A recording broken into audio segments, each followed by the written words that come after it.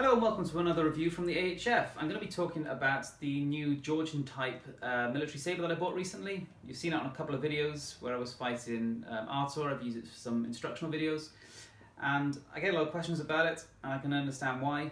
Sabres are actually a weapon which has been badly catered for a long time, so to have any option on them is really quite great. And this was a smith that I was trying out that I hadn't used before but I'd heard some good things about. So I'm going to give you a good overview to it.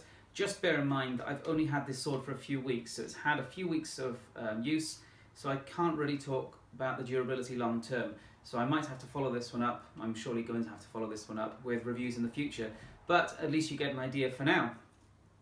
So, first of all, what were we trying to do with this? Well, I practice British Military Sabre from the Roth Manual, so late 18th century going into early 19th. And that was a time period where sabres were used on foot by a lot of infantry officers, particularly in the light companies, rifle companies and grenadiers.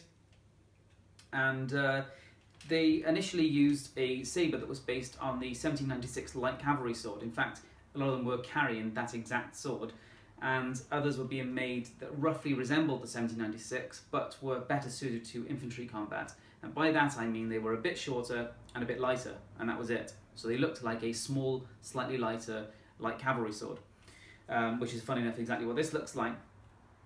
Now in 1803, the British adopted this pattern of sword, which is essentially the 1796 type blade, but made lighter, a little bit shorter, and with a nice infantry type guard on it. So that's the kind of thing that we often look to represent, although also bear in mind that this is the pattern version. There were loads of pre-pattern and non-pattern swords made, and also regimental patterns. And most of the regimental patterns actually look more like this, with just a simple stirrup hilt. So if you look, for example, to the 95th Rifles pattern, if you look to what the Welsh Fusiliers were using, and a lot of other light companies, light regiments and rifle companies and things like that, they were using regimental patterns that were roughly stirrup hilted. So we don't have to go with this in a slotted hilt, but we're looking to represent roughly this type of sword. So that original sword, that's actually 810 grams, although bear in mind that obviously it has more hand protection than this does. But typically these kind of swords, they had blade lengths of between about 75 and 81 centimeters, and total weight of about 680 to about 810, 820 grams. So that's the typical range. And the balance points tend to be a bit further forward than you would expect on some later period sabres, because they are quite meaty cutters. So you'd expect in the region of 15 to 17 centimeters, and sometimes even more. To give you an idea on that, the light cavalry is 19 centimeters. So you're talking about a weapon which is a little bit more agile than a light cavalry, but still quite blade heavy compared to, say, a Victorian sabre, or at least most of them. Aside from that, it has a lot more curvature than later period sabres that the British used. And, well, that's a rough overview. So you're talking about, compared to a Victorian sabre, the weight is usually a little bit less, but that's because it doesn't have such a heavy hilt, and it's a little bit shorter, a little bit more mass in the blade, and more curvature. So that's what we were aiming for. Now, how did this one come out? Well, this one is 740 grams, so that's bang on really in the kind of middle of the historical range. In terms of what did I actually order from him, I ordered his Polish sabre and just asked him to change the length, because it was a bit long of the blade, extend the length of the grip to fit a bigger glove, and to put a rolled tip on it, as we use on most of our, almost all of our swords. So there had a few changes, that's all I asked. Just make me the standard Polish sabre, which is pretty much identical to loads of British infantry swords, and just adjust the specifications slightly, and then I left him to it.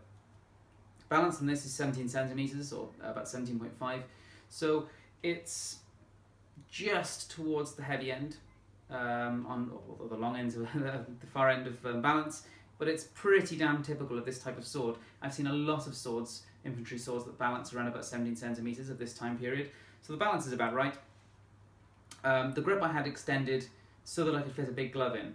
Now, whether that will fit something like the new Koning gloves or Newman fencing gloves or something like that, I don't know, because they're in the post hopefully and I'll know soon enough. But it does fit a Red Dragon glove, which isn't really enough protection, but it'll do for now. But the point is that he'll change the dimensions however you want them. So if you need it extended for bigger gloves, have it extended for bigger gloves. I'm going to see when I get them. So in terms of working for gloves, we'll just have to wait and see, but it can be made to work. How it's going so far? Well, its rigidity is good.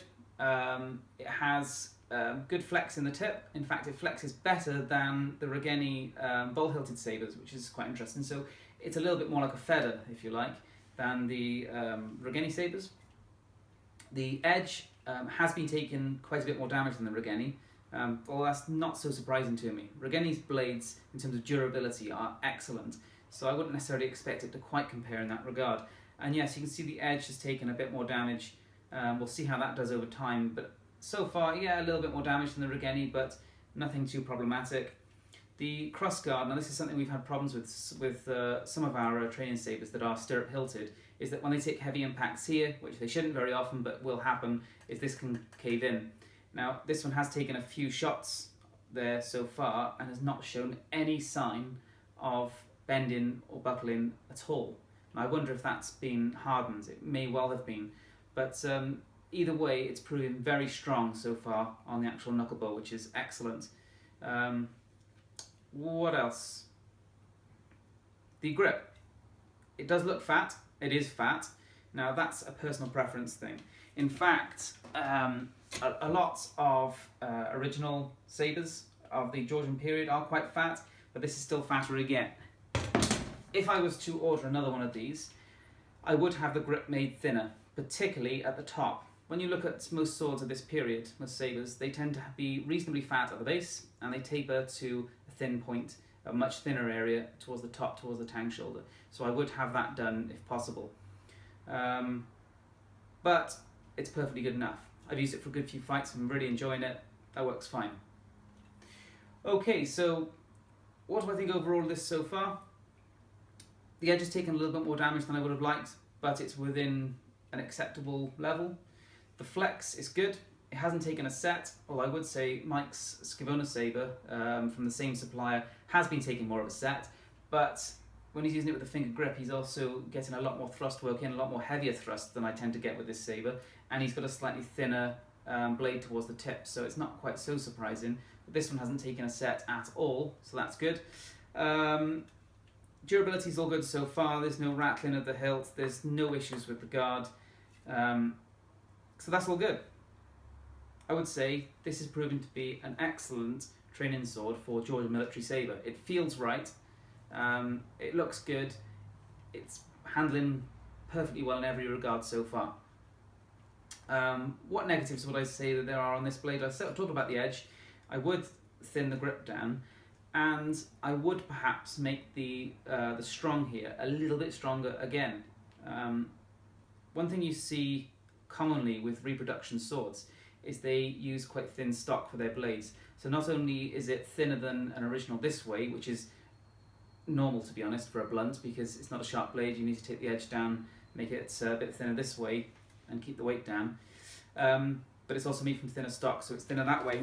To show you what I mean, if you compare the two there, for example, the original is a lot thicker down towards the fort, towards the strong.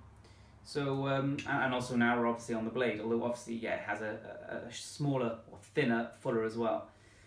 I would possibly have the blade made slightly wider at that point, which would also bring the balance back a little bit. Now, that's not unique to any sword manufacturer. Again, if you look at this original, look how broad the blade is down here. That would be really nice if more manufacturers could replicate that, but I understand why they don't. If you use stock removal, it is harder and more expensive to do that. But yeah, I would add even just a millimetre or two, probably two millimetres of width to the blade here and taper it in. So there's just a little bit more mass down here. And I would thin the grip down. And that's probably about all I would change. So, what do I think of these so far? They're proving, I would say, very good indeed. I wish the edge was as strong as a Regeni, but it isn't. But most of the suppliers I know can't get an edge to be as good as Regeni. So I'll accept that one. And aside from that, very happy. what was the price? It was €260, which, considering I've contacted now about 10 smiths in regards to making a sword like this, and most of them want in the region of €350 to €450. So it really does come out on the cheap end of the scale, and is pretty much in line with a Regeni. And the nice thing though, as opposed to Regeni, is that he will make it completely custom. He'll change anything you want in terms of lengths, weights, balances, dimensions. He will make it the way you want it to be made. So would I recommend the Swordsmithy, who's in the Czech Republic, saber or similar? Yes, I would. Just make a few adjustments to how you want it to be. I've just gone with the stock model and made a couple of changes just to try the method out, and now I will actually go back and design something more specific and order another one from him. But this one is excellent. If I only ever had one training saber for Georgian military saber, I would say this one is excellent. So yeah, I recommend him, and that's all I have to say on it. So I will be ordering more swords from Swordsmithy. His prices are good. His turnaround was excellent as well. Even though the smith was ill, it was a 5-month turnaround from me ordering to delivery at my door. Well, that's pretty damn good for any smith, especially when you think it's a custom sword. So yeah, there you go, Swordsmithy, proven very good. You'll see this appearing in lots more of my videos, and we'll see how it does over time. Thanks for watching.